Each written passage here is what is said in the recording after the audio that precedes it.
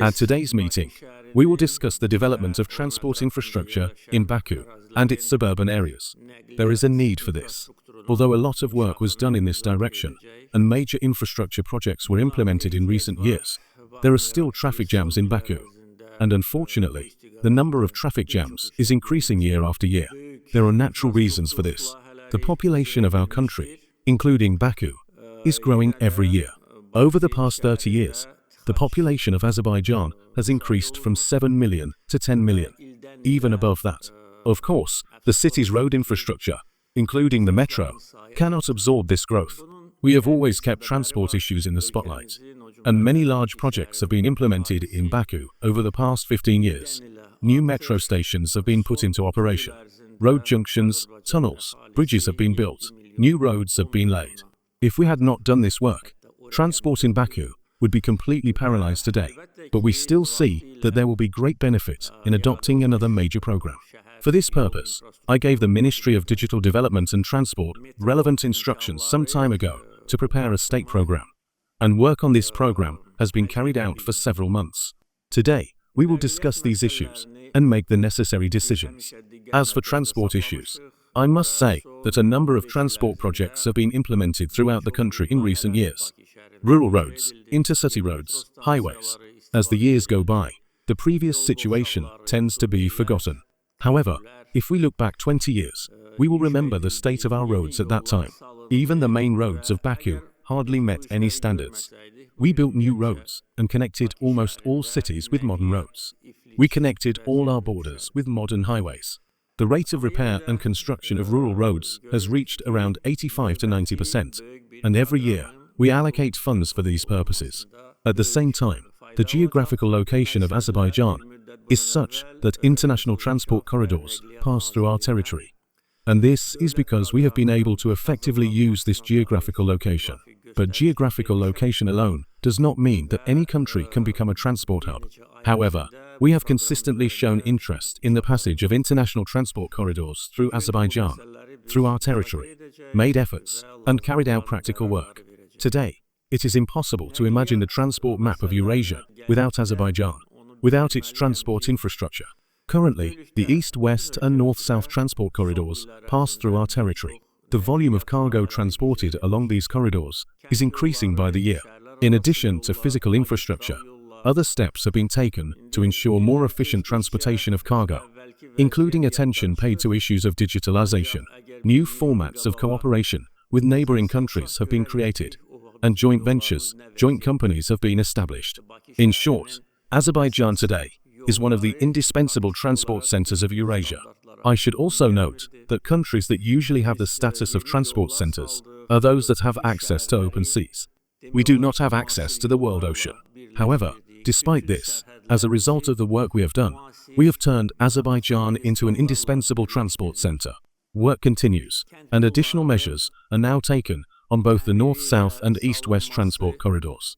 Because the volume of cargo previously calculated suggests that a larger volume of cargo will pass. This is an issue related to various reasons. But the fact is that we have now attracted and will continue to attract additional investment to increase the carrying capacity of these corridors. Among the new projects, I would like to mention the Zangezur Corridor. The Zangezur Corridor project was put forward by Azerbaijan after our victory in the Second Karabakh War. This issue was put on the international agenda, in the international lexicon. And today, the Zangezur Corridor is already an accepted expression, an accepted term in the world. Of course, we are taking practical steps to open this corridor. True, the Armenian side has been demonstrating an unconstructive position on this issue for more than 4 years. In fact, it is not fulfilling the obligations it assumed after the November 10 capitulation. It was explicitly stated there that there should be a transport connection between the main part of Azerbaijan and the Nakhchivan Autonomous Republic, which is its integral part. Armenia, however, does not comply with this, and by citing various excuses and putting forward various unrealistic and absurd projects, it simply wants to mislead the international community and is engaged in manipulations. You have probably heard that they have come up with the so-called Peace Crossroads project, and now there is not a single country in the world they have not shared this project with.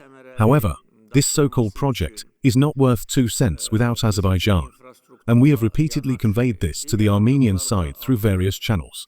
If you truly want to implement this project, first of all, you should approach Azerbaijan, because without us, it is just a piece of paper, and our terms are fair, grounded in international law and the obligations Armenia itself has undertaken. I would once again advise the Armenian leadership to carefully read the November 10 Capitulation Act and pay special attention to the paragraph I mentioned.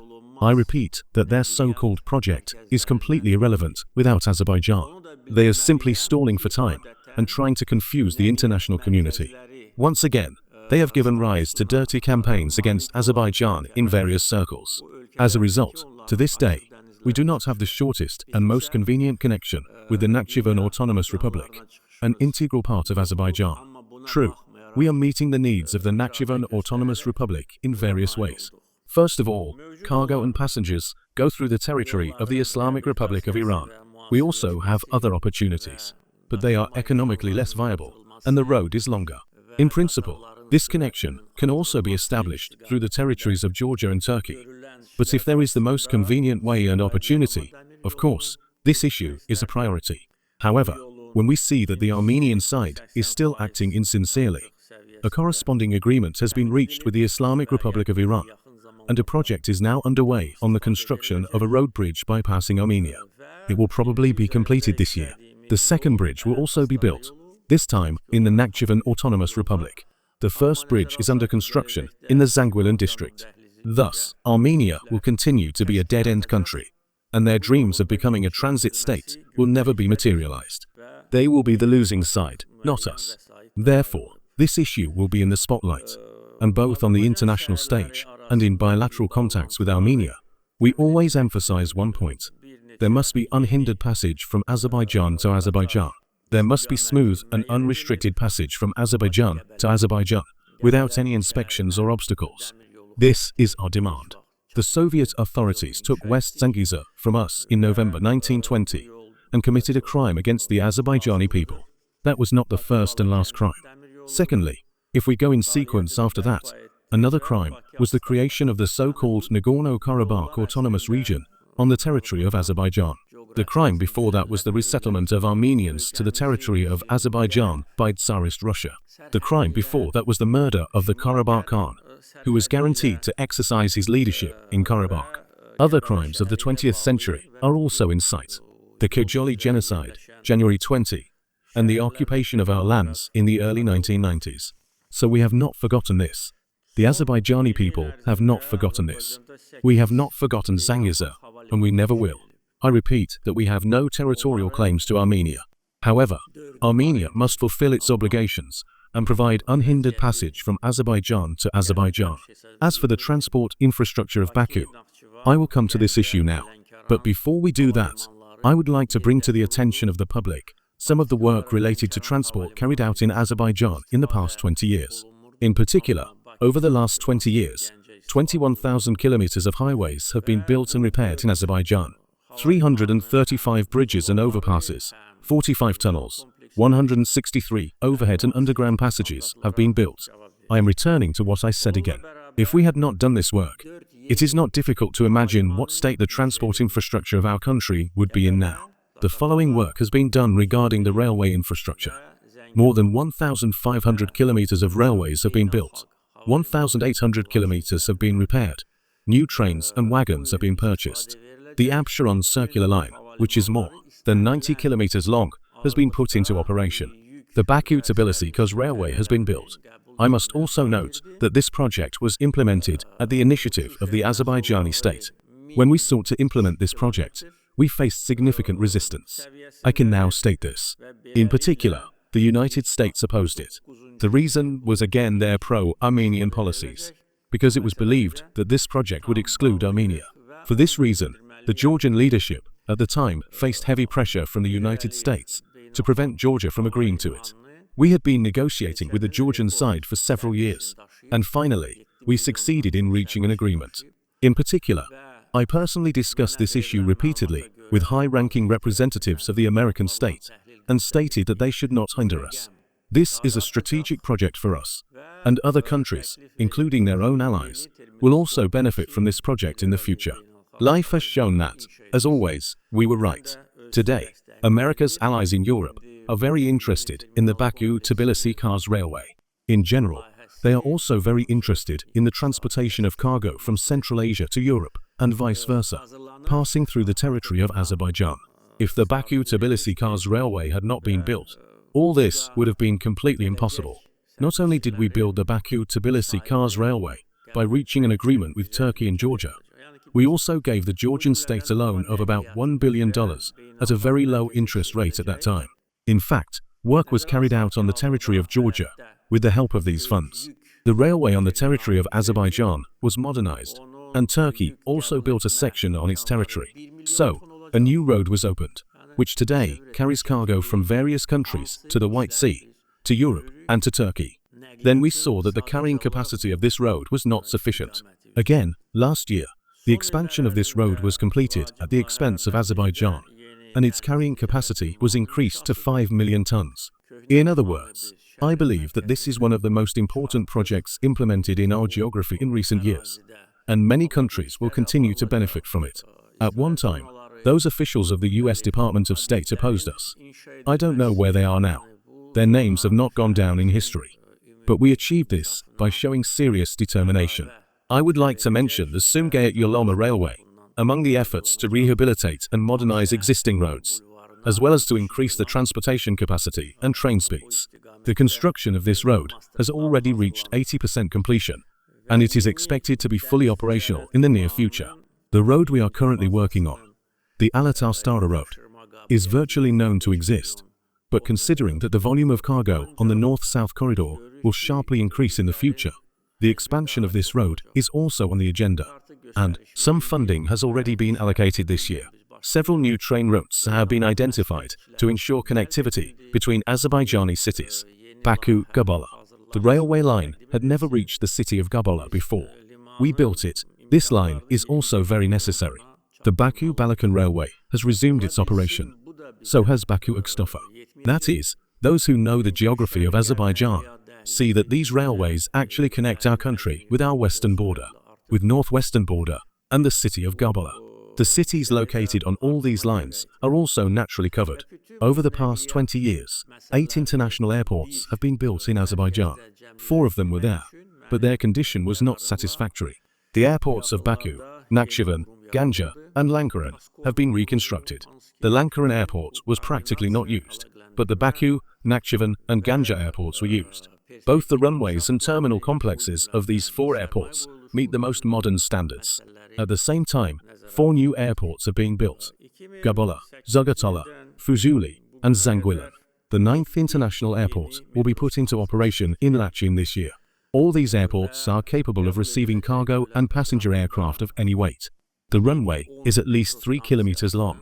So, as I have said, the 9th airport will be put into operation this year, and we are completely closing this issue. I should also note that Haydar Aliyev International Airport transported a record number of passengers last year, more than 7 million. According to the information I have received, the analysis conducted by the ministry shows that this figure will increase further, and it was proposed that a new terminal complex be built at Haydar Aliyev International Airport. I also supported the idea. Work is now underway on the projects and feasibility study of this new terminal. This work has already been started, and it will allow us the opportunity to receive a higher number of passengers in the future. So, we will become an international center for air transport as well.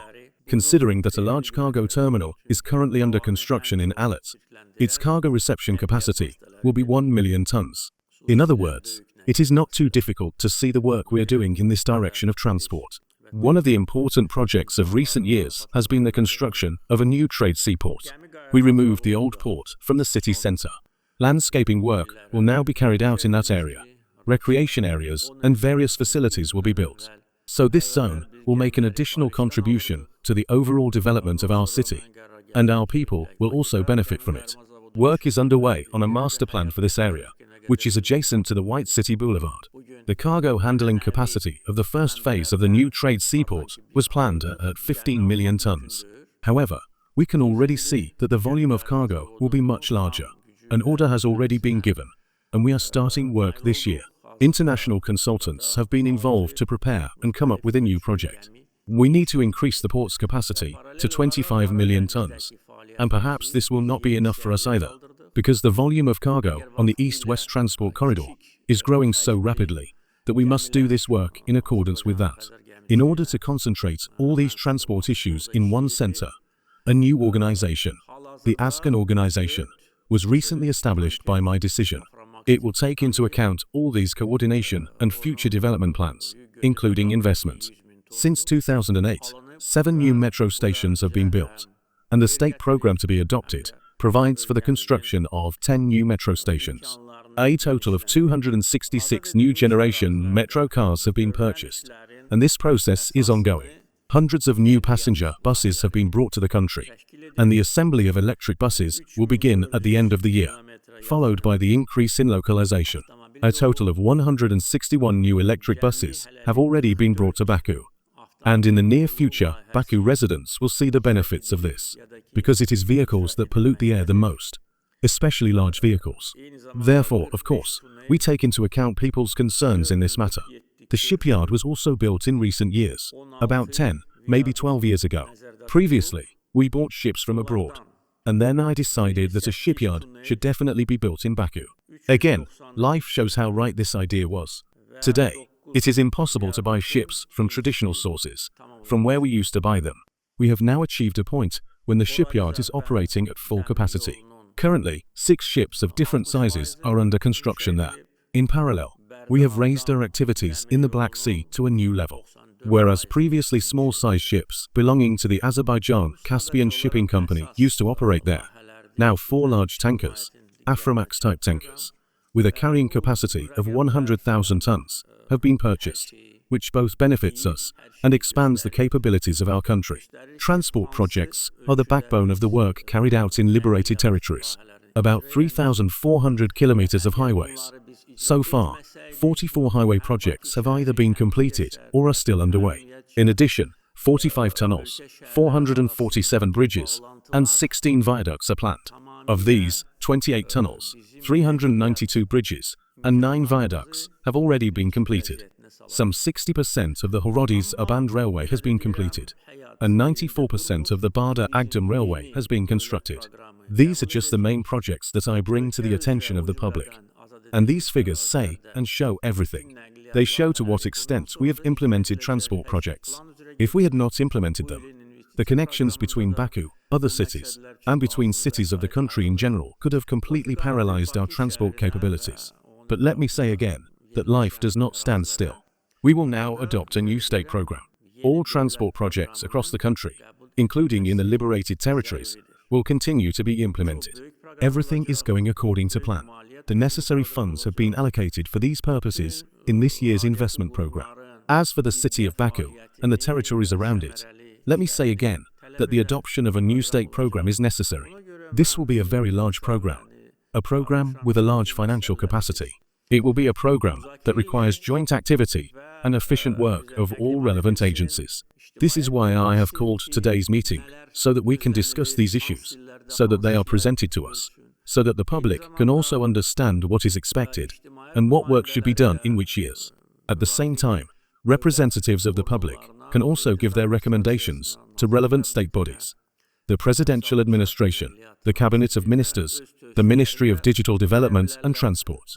We may have not included something in this program, so suggestions from the ground will also be taken into account. Yerlerden de gelen teklifler nazara alınacaktır.